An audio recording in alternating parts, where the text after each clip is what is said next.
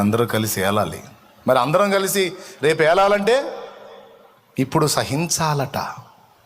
రేపు యేసుతో కూడా ఏలాలి అంటే ప్రస్తుతం కొన్ని సహించాలి, కొన్ని భరించాలి, కొన్ని తట్టుకోవాలి, కొన్ని తాళుకోవాలి.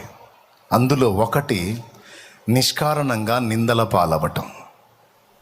స్తోత్రం, స్తోత్రం. నిష్కారణంగా హింస పాలవటం. ఒక్కొక్కడికి మనం ఏం చెయ్యం, కానీ మన ఉద్యోగానికి ఎసురు పెడతాడు వాడు.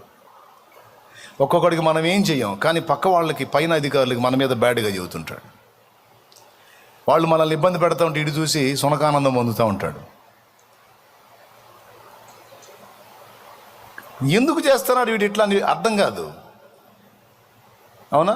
మనకు వచ్చేవాటిని పని కట్టుకొని పోయి ఇచ్చేవాడికి చెప్పి చెడగొడతాడు. తగిలిందా మీకు అక్కడక్కడ ఇట్లాంటి?